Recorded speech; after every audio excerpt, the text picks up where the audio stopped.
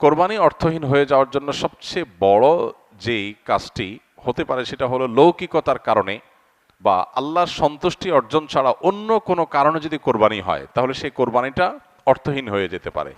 কোরবানিটার সওয়াব পাওয়া থেকে আমরা বঞ্চিত হতে পারি। আল্লাহর কাছে এর কোনো বিনিময় আমাদের নাও থাকতে পারে যদি আমাদের এখলাস না থাকে।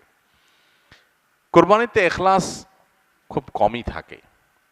কোরবানিকে ঘিরে যদি আপনি বলেন সবচেয়ে বড় সতর্ক থাকার জায়গাটা কোনটা, তো আমি বলবো নিয়তকে খালিস করা। অন্য অনেক ইবাদত আছে, নামাজের ক্ষেত্রে আমরা আল্লাহর জন্য নামাজ পড়ি, সেখানে আসলে এখলাসের অভাব এত বেশি থাকে না। কোরবানির মধ্যে এখলাসের অভাব যত বেশি থাকে। মূলত কোরবানি এমন একটা ইবাদত যেখানে আল্লাহর উদ্দেশ্যে আমি পশু জবাই করছি, আবার পশুর গোশতটা আমার ঘরে তুলছি, অর্থাৎ ফিডব্যাকটা আমি পাচ্ছি। এরকম জায়গা যেখানে অর্থনৈতিক বা আর্থিক ইবাদত, সে আর্থিক ইবাদতের ফিডব্যাক বা উপকারিতা যদি আমরা নিজেরা পাই, সেখানে এখলাস ধরে রাখাটা আসলে কঠিন হয়। কোরবানিটা সেরকম একটা ইবাদত। এই জন্য আমি কোরবানি কেন করছি এটা আগে ক্লিয়ার করতে হবে। আল্লাহ বলেছেন লা ইয়ানালাল্লাহু লুহুমুহা ওয়ালা দিমাউহা ওয়ালাকিন ইয়ানালুহু আত-তাকওয়া মিনকুম।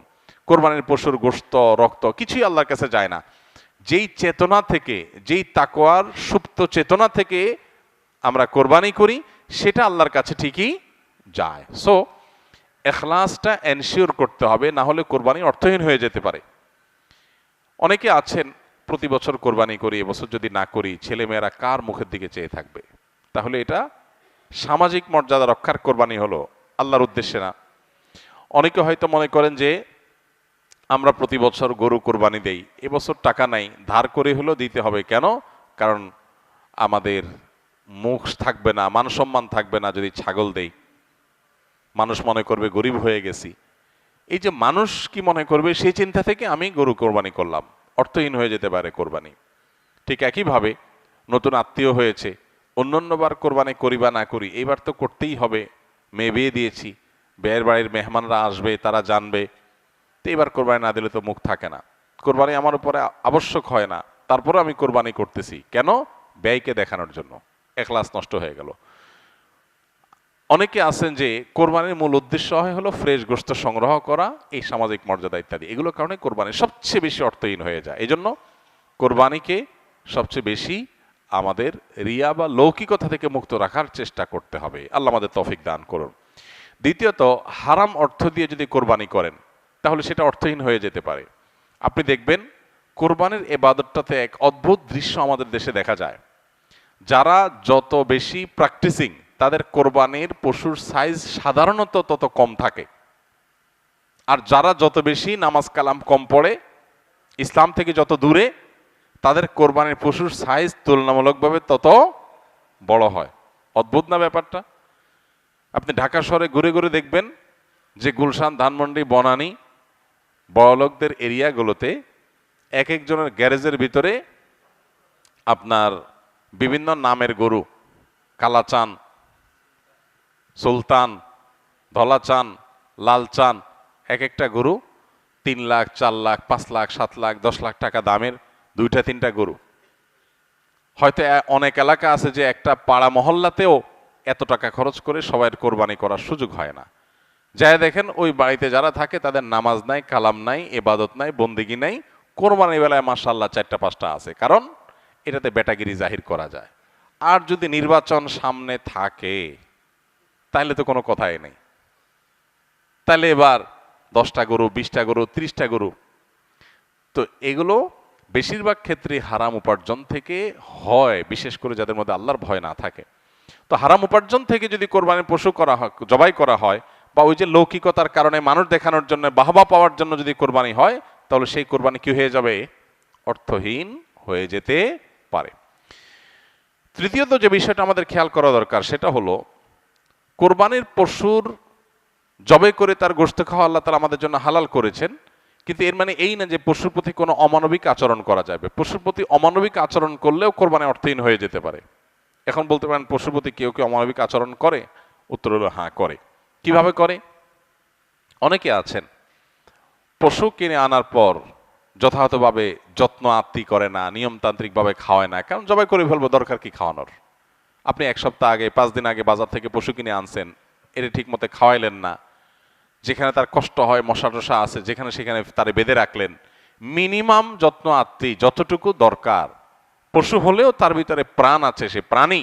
সো প্রাণী হিসাবে তাকে যতটুকু যত্ন করা দরকার সেটা না করে জবাই তো করে ফেলবো, দরকার কি আর কেয়ার করা, তাকে আপনি অহেতুক কষ্ট দিলেন, তাহলে এটা আপনার কোরবানিকে অর্থহীন করতে পারে। নবী সাল্লাল্লাহু আলাইহি ওয়াসাল্লাম বলেছেন, ইন্নাল্লাহা কাতাবাল ইহসানা আলা কুল্লি শাই, আল্লাহ প্রত্যেকটা বস্তুর প্রতি ইহসান করা, অনুগ্রহ করাকে আবশ্যক করে দিয়েছেন, ফরজ করে দিয়েছেন। প্রতিটা বস্তুর প্রতি কি করতে হবে?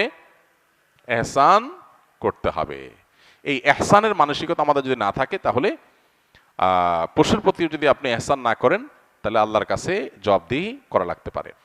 আমরা যারা পশু কিনে আনি, নিজেরা জবাই করি, জবাই করার সময় কিছু অমানবিক আচরণ হয়। যেমন দেখা যায় জবাই করার পর কসাইরা বিশেষ করে চাকু দিয়ে গলায় খোঁচায়। এই গলায় খোঁচানোর পরে, খোঁচানোর কারণে দেখা যায় যে স্বাভাবিকভাবে রক্ত প্রবাহ হয়ে, রক্ত বের হয়ে যে মৃত্যু হতো, সেটা না হয়ে একটা পশু মারা যাচ্ছে অনেক সময় স্পাইনাল কর্ডে আঘাত করার কারণে।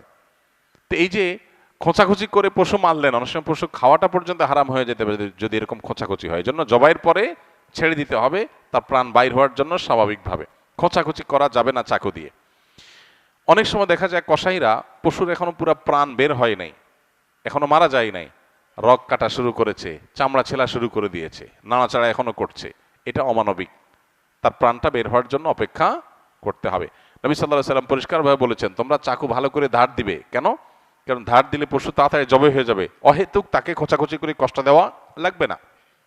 আমরা দেখা যায় নিজেরা হয়তো পশুর প্রতি অনেকে যত্ন করি, মায়া করি, কিন্তু পশুটা যে আপনার বিক্রেতার কাছ থেকে আপনি কিনে এনেছেন, এই পশু প্রতি সে হয়তো কোনো অমানবিক কাজ করেছে, যদিও তার দায়টা আপনার উপর আসবে না, কিন্তু সামাজিকভাবে আমাদের সবার উপরে এই দায়টা চলে আসে। আমরা জানি পশু পরিবহন থেকে নিয়ে পশু বাজারজাত করা থেকে নিয়ে জবে পর্যন্ত ধাপে ধাপে পশুর প্রতি চরম অমানবিক আচরণ এদেশে করা হয়।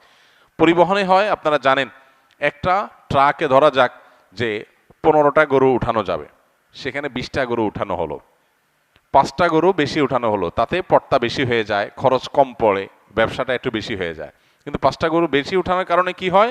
ওই পশু যেগুলোকে উঠানো হয়েছে সেগুলোকে এমন গাদাগাদি করে দাঁড় করানো হয় যে তাদের গায়ে, শরীরে রীতিমতো ঘা হয়ে যায়, এবং মাঝখান দিয়ে এমনভাবে বাঁশ বেঁধে দেওয়া হয় যাতে কোনোভাবে বসতে না পারে। 10 ঘন্টা, 15 ঘন্টা, 20 ঘন্টা পর্যন্ত অনেক সময় সিরিয়ালে জ্যামে ট্রাকগুলো, পিকআপগুলো আটকা পড়ে থাকে, এবং 20 ঘন্টা ধরে তাদেরকে এভাবে এমনভাবে বাঁশ বেঁধে দেওয়া হয় যাতে করে কোনোভাবে বসতে না পারে। ছাগল দোকানে আপনারা দেখবেন, ঢাকায় যে সমস্ত আপনার ছোট ছোট ছাগল বিক্রির জায়গাগুলো আছে, দোকানগুলো আছে, সেগুলোতে দেখবেন গলায় রশি বেঁধে এমনভাবে ঝুলায় রাখা হয় যে হয়তো 1-1.5 ফিট বা আরও কম রশি রাখা হয়, এবং যাতে কোনোভাবে ছাগল বসতে না পারে, কারণ বসলে তো ক্রেতা দেখতে পাবে না। ক্রেতা যাতে সাইজ দেখতে পারে সেজন্য তাকে দাঁড় করিয়ে রাখা হয়। সে দাঁড় করানোটা কখন থেকে নিয়ে, ওই যে সকাল 7টা বা 6টা ফজরের পর পর পশুর দোকান খোলে তখন থেকে নিয়ে একদম রাত 8টা-9টা পর্যন্ত, এই পুরো সময় 12 ঘন্টা, 14 ঘন্টা, 16 ঘন্টা আপনি এইভাবে ঝুলায় রাখতেছেন একটা জীবন্ত পশুকে। অমানবিক আচরণ। এরপরে বাজারজাতকরণের সময় আমরা জানি পেটের মধ্যে হাওয়া দিয়ে ফুলানো হয়, পানি অতিরিক্ত জোর করে জবরদস্তি পান করে তারপরে ফুলানো হয়। এগুলো সব অমানবিক আচরণ। এগুলো আমাদের কোরবানির যে আসল রূহ এবং প্রাণ সেটাকে নষ্ট করতে পারে। এগুলোর দায় অবশ্য কোরবানিকারীর উপর আসবে না, কিন্তু কোরবানিকারীর দায়িত্ব আছে এইগুলোর ব্যাপারে সামাজিক সচেতনতায় সামিল হওয়া।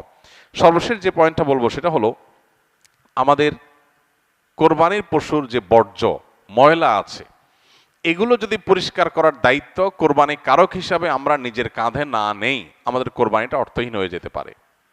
আমি কোরবানি করছি সওয়াবের জন্য, কিন্তু আমার কোরবানির কারণে যদি মানুষের কষ্ট হয়, সমাজের মানুষ বিপদে পড়ে, মানুষ অসুস্থ হয়, তাহলে সওয়াবের পরিবর্তে আমার কি হতে পারে?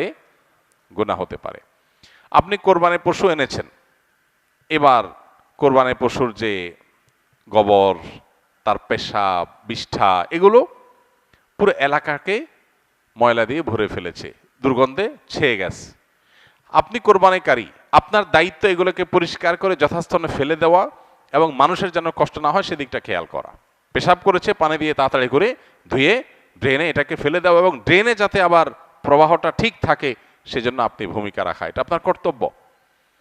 গোবরগুলো নিয়ে আপনি ড্রেনে ফেলে দিলেন, তাহলে ড্রেনে জলাবদ্ধতা তৈরি হবে, পানি প্রবাহ বন্ধ হয়ে যাবে এবং সেটার কারণে সেই বদ্ধ পানিতে মশা তৈরি হবে, ডেঙ্গু তৈরি হবে। সেখান থেকে মানুষ, এখন ডেঙ্গুর সিজন শুরু হয়েছে, গতকালকে না যেন আজকে পত্রিকা দেখলাম যে এবার মৌসুমের শুরুতেই ডেঙ্গুর প্রকোপ ভয়াবহ। হয়তো এখান থেকে যে মশা তৈরি হয়েছে এটা কোনো মানুষকে কামড় দিবে, সে মানুষটা অসুস্থ হয়ে হসপিটালে ভর্তি হয়ে হয়তো মারা যাবে, লাখ লাখ টাকা খরচ হবে, আইসিইউতে যাবে, আপনি হয়তো জানেন না, আপনি কোরবানি করে চলে গেছেন। তো এই জন্য আমাদের কোরবানির পশুর বিষ্ঠা, ময়লা, বর্জ্য এগুলোকে পরিষ্কার করা, যথাস্থানে ফেলা, যেখানে সেখানে না ফেলা, এবং ড্রেন অন্যান্য জায়গায় মানুষের রাস্তাঘাটের আশেপাশে চলাফেরার জায়গায় ফেলে মানুষের কষ্টের কারণ যেন না হয় সেটা লক্ষ্য করা আমাদের কর্তব্য। যদি না করি তাহলে এই কোরবানি অর্থহীন হয়ে যেতে পারে। ভাইরা আমার, প্রতি বছর এই বিষয়টাতে আমরা সচেতনতা সৃষ্টি করার চেষ্টা করি। কোরবানি হোক পবিত্র, আমাদের দেশও থাকুক পরিচ্ছন্ন, আমাদের পরিবেশটাও ভালো থাকুক, এই স্লোগানটা আমাদের মাথায় রাখতে হবে।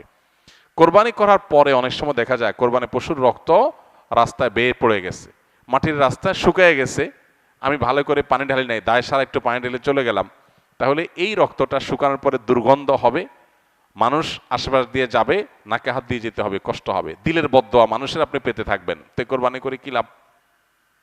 আল্লাহর বান্দাদের কষ্ট দিয়ে তো আল্লাহকে আপনি খুশি করতে পারবেন না। কোরবানি পশুর জবে করার পর অনেকে বুড়ি পছন্দ করেন, বুড়ি খাওয়া হালাল, কেউ চাইলে পছন্দ করলে খেতে পারে পরিষ্কার করে। এখন বুড়ির যে ময়লা সেগুলো আপনি রাস্তার পাশে কোন একটা খালে ফেলে দিয়ে চলে গেলেন, কারোর খেতে ফেলে দিয়ে চলে গেলেন, রাস্তার ধারে ফেলে দিয়ে চলে গেলেন। এবার 1 সপ্তাহ, 10 দিন, 15 দিন, 20 দিন, অনেক সময় 1 মাস বা আরো বেশি সময় পর্যন্ত এগুলোর গন্ধে আশেপাশে মানুষের বসবাস করা কঠিন হয়, পথচারীদের কষ্ট হয়। তো এগুলো সবগুলোই কিন্তু আমাদের কোরবানিকে অর্থহীন করে ফেলতে পারে। অতএব আমাদের উচিত হবে যে আমাদের কোরবানির পশু ময়লা বর্জ্য এগুলোকে গর্তে ফেলে দিয়ে মাটি চাপা দিয়ে সুন্দর করে সেটাকে দাফন করে দেওয়া, যাতে কোনোভাবে মানুষের কষ্টের কারণ না হয়। আল্লাহ রাব্বুল আলামিন আল্লাহকে সন্তুষ্ট করার মতো করে কোরবানি আমাদেরকে নিবেদন করার তৌফিক দান করুন। কোরবানি যেখানে ত্যাগের কথা বলে, সেখানে যদি আমরা মানুষকে কষ্ট দেই তাহলে এটা সওয়াবের পরিবর্তে কোনো কোনো ক্ষেত্রে গুনাহের কারণ হতে পারে।